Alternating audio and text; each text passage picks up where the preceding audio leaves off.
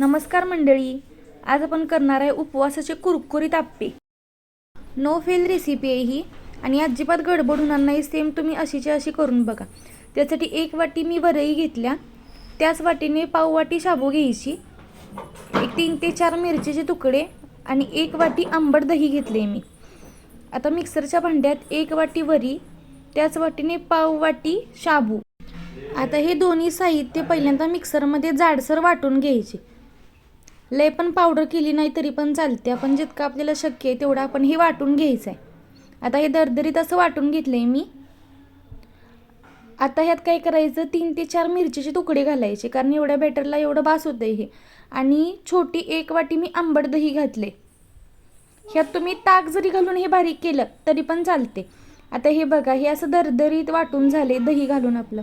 मग आता ह्यात काय करायचं, थोडं थोडं पाणी ॲड करायचं आणि आपलं जसं आप्पेचं बॅटर असते तसं आप्पेचं बॅटर तयार करून घ्यायचं हे जर. आणि जास्त काही वेळ लागत नाही, 7 ते 8 मिनटात हे व्यवस्थित आपलं बॅटर तयार होऊन जाते. आता बघा, हे बॅटर आता तसंच कोणाला दाखवलं तर वाटणार नाही की हे वरीचं आणि शाबूचं बॅटर आहे असं.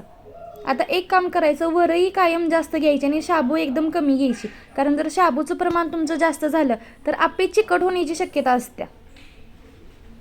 आता असं हे टेक्स्चर करून घेतले बघा मी आप्पेचं.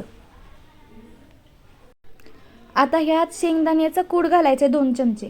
भाजलेले शेंगदाण्याचं कूट आहे हा, आणि चवीला छान लागते शेंगदाण्याचं कूट घातलं की. आणि चवीनुसार मीठ घालायचं. हे चांगलं मिक्स करायचं असं, आणि जवळपास 10 ते 15 मिनटं हे असं झाकून ठेवायचं, म्हणजे आपली जी वरी असते आणि शाबू असते ती चांगली अशी फुलत्या. आता हे व्यवस्थित मिक्स करायचं. थोडंसं नकळत जरी हे आता पातळ वाटत असलं तरी 10 ते 15 मिनटात हे व्यवस्थित आळून येते, वरी फुलत्या, त्याच्यामुळं बॅटर एकदम व्यवस्थित होऊन जाते आपलं.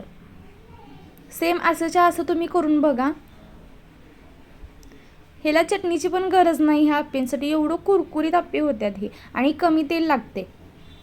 आता इकडं आप्पे पात्र मी गरम व्हायला ठेवले.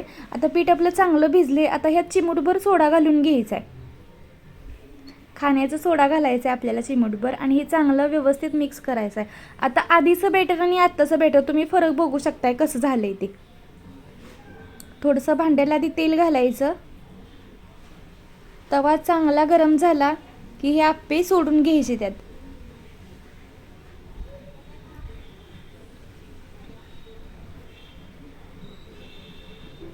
असं एक एक एक एक करत मी पूर्ण, आता ते भरायचं नाही बघा, कारण त्याला भाजायला आपल्याला जागा पाहिजे.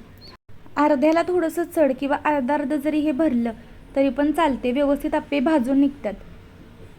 आता ह्यात आप्पे घालायचं आणि छान ह्याच्यावर झाकण लावायचं, गॅस बारीक करायचा, आणि हे जवळपास 2 ते 3 मिनटं लागतात आप्पे व्यवस्थित भाजून निघायला. आता आप्पे बघा कसलं फुलून आल्यात आपलं, आणि छान होतात आप्पे, मस्तच एकदम होतात. आता हे व्यवस्थित चाकूच्या साह्यानं किंवा चमच्यानं तुम्ही कशानं पण परतलं तर चालतात. आता बघा केवढा अलगद हे निघायला लागल्यात परतून, आणि हा पहिलाच घाणा आहे आपला, तो पण एवढा अलगद निघतोय. आणि कलर तर बघितलं सकाळी कसला भारी आला, एकदम गोल्डन गोल्डन. आता हे दुसऱ्या साईडनं पण व्यवस्थित असं भाजून द्यायचं, आणि आलटून पालटून छान कुरकुरीत होऊस्तोपर्यंत भाजायचं. आता एवढ्याशा पिठात माझं 21 आप्पे झालेत बघा, म्हणजे 3 घाणं आप्प्याचं व्यवस्थित झालेत.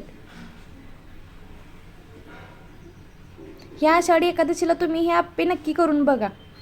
ज्यांना शाबू आवडत नाही किंवा वरीचा भात आवडत नाही त्यांना हा असा पदार्थ करून खायला घातला तर नक्कीच आवडणार. आता दुसऱ्या साईडला पण हे थोडंसं असं भाजत आले बघा. आता आलटून पालटून छान व्यवस्थित कुरकुरीत होऊस्तोपर्यंत भाजायचं, मस्त कुरुम कुरुम होतात.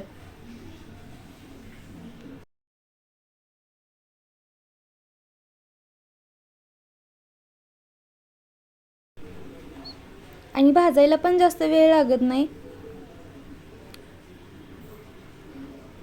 आता हे आप्पे मी तुम्हाला काढून दाखवतो. काढताना पण बघा किती अलगद यायला लागलेत ते काढायला. आता ते चाकून सटकायला लागलेत, मी काय केलं सरळ हातानंच ते काढून घेतलेत. आणि गरम गरम पण भारी लागतात आणि गार झाल्यावर पण म्हणजे बराच वेळ कुरकुरीत राहतात. बरं, आजचा व्लॉग तुम्हाला कसा वाटला कमेंट करायला विसरू नका. भेटूया नेक्स्ट व्लॉगमध्ये. Bye bye.